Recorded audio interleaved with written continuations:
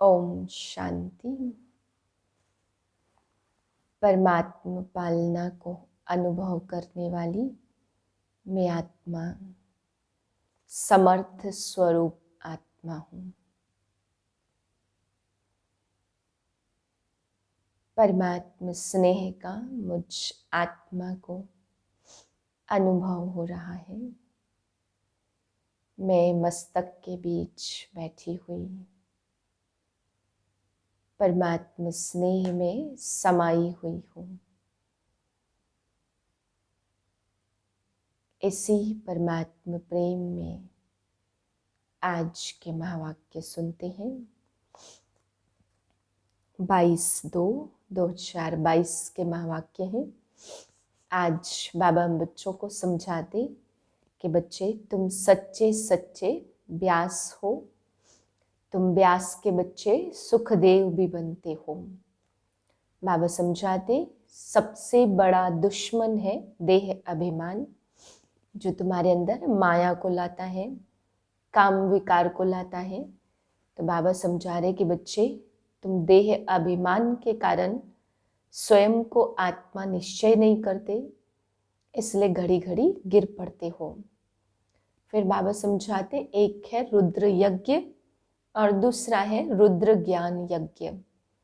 रुद्र ज्ञान यज्ञ बाप अभी आकर स्थापित करते, बाकी रुद्र यज्ञ बाबा कहते बनारस में पंडितों ब्राह्मणों आदि को बुला करके किया जाता है। वह है जिस्मानी यज्ञ और यह है रूहानी यज्ञ। फिर बाबा समझाते अपनी अपनी चलन से चेक करो कि हम श्रीमत पर चलते हैं।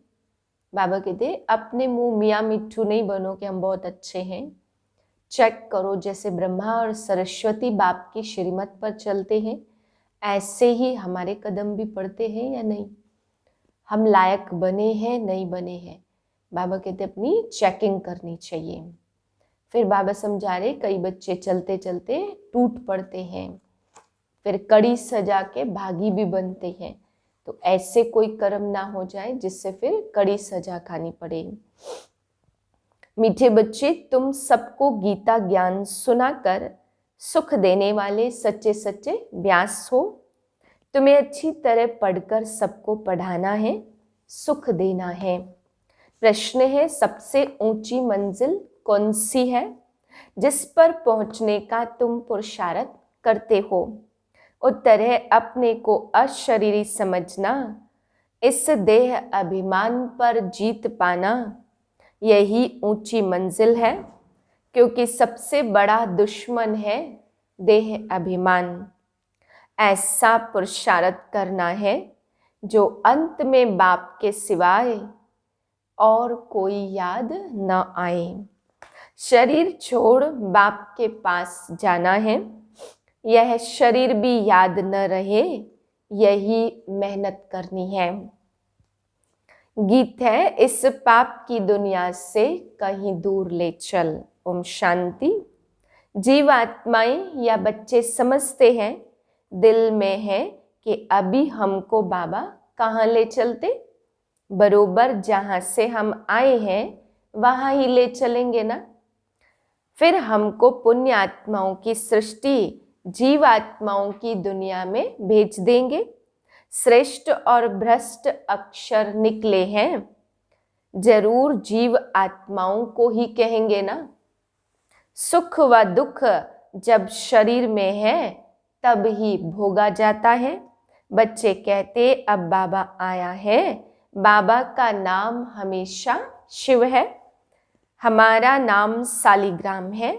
शिव के मंदिर में सालिग्रामों की भी पूजा होती। बाबा ने समझाया एक है रुद्र ज्ञान यज्ञ, दूसरा है यज्ञ। उसमें खास बनारस के पंडितों को बुलाते रुद्र यज्ञ की पूजा के लिए। बनारस में ही शिव के रहने के अनेक मंदिर हैं। शिव काशी कहते, असल नाम काशी था। फिर अंग्रेजों ने बनारस नाम रखा, वाराणसी नाम अभी रखा है। भक्ति मार्ग में आत्मा परमात्मा का नाम तो है नहीं, पूजा दोनों की अलग अलग करते, एक बड़ा शिवलिंग बनाते, बाकी छोटे छोटे शालिग्राम बनाते हैं। आत्मा याद करती रहती है, हे परमपिता परमात्मा। दिन प्रतिदिन तुमको श्रीमत मिलती रहती है कि कोई को भी पहले बाप का परिचय दे, वर्षा दिलाना है। पहले पहले तुमको सिद्ध करना है कि वह निराकार बाप है। अब बाप समझाते, मेरा एक ही शिव नाम है, दूसरा कोई भी मेरा नाम नहीं।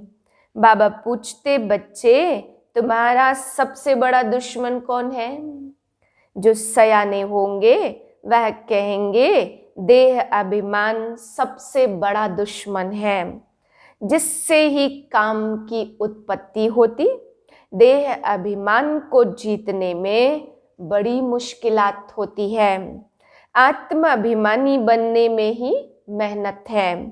जन्म जन्मांतर तुम देह के संबंध में चले हो, अब जागते हो बरोबर मैं आत्मा अविनाशी हूँ। रिलीजियस माइंडेड जो भी हैं वह समझते हैं हम आत्मा है, देह नहीं है। यह है पाप आत्माओं की दुनिया। भ्रष्टाचारी रावण बनाते। 10 शीश वाला कोई मनुष्य नहीं होता, परंतु इस बात को कोई भी जानते नहीं है। सभी रामलीला आदि में पार्ट लेते रहते, सब एक मत भी नहीं है।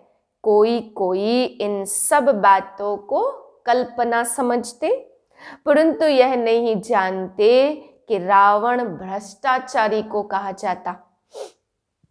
पराई स्त्री को चुराना यह भ्रष्टाचार है ना।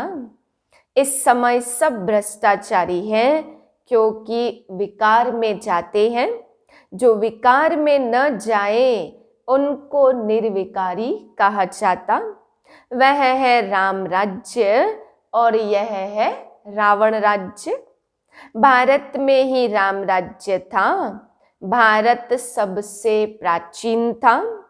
पहले नंबर में सृष्टि पर सूर्यवंशी देवी देवताओं का झंडा बुलंद था। उस समय चंद्रवंशी भी नहीं थे।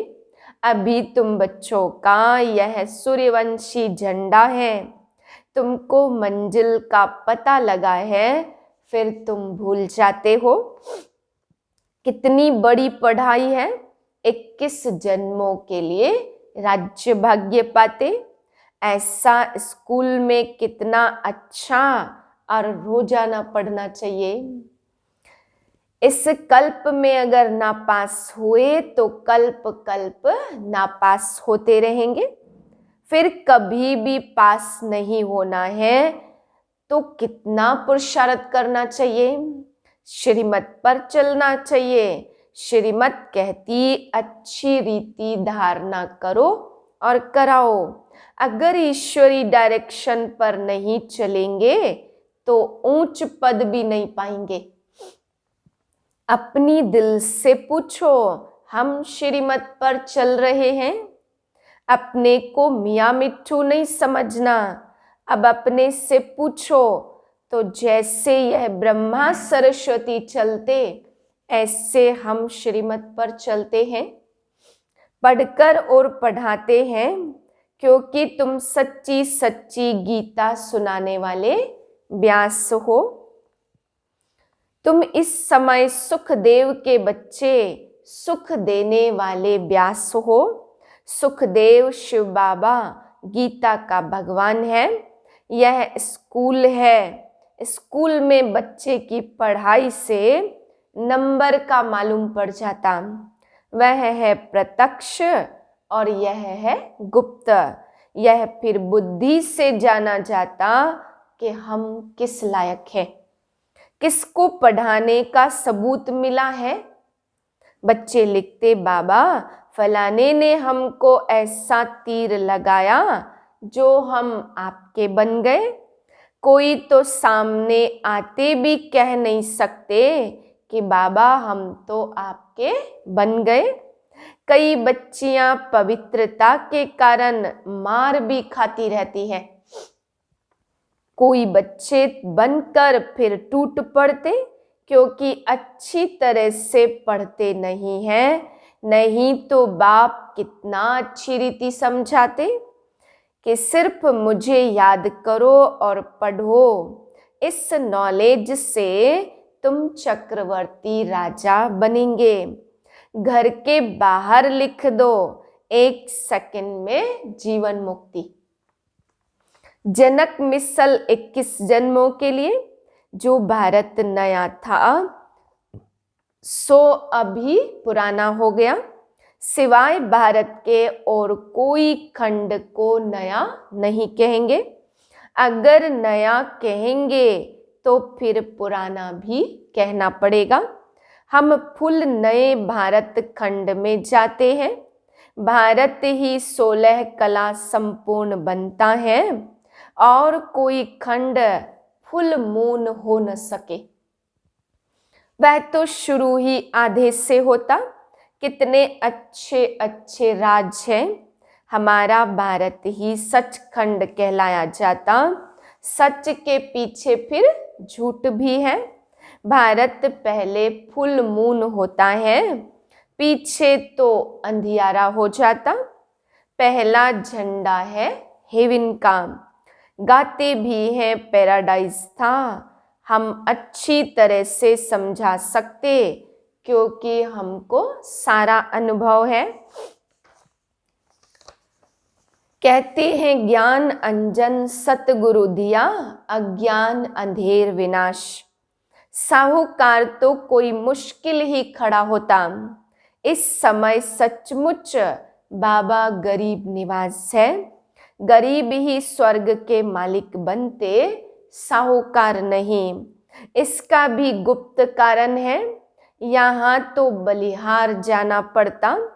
गरीबों को बलिहार जाने में देरी नहीं लगती। इसलिए सुदामा का मिसाल गाया हुआ है।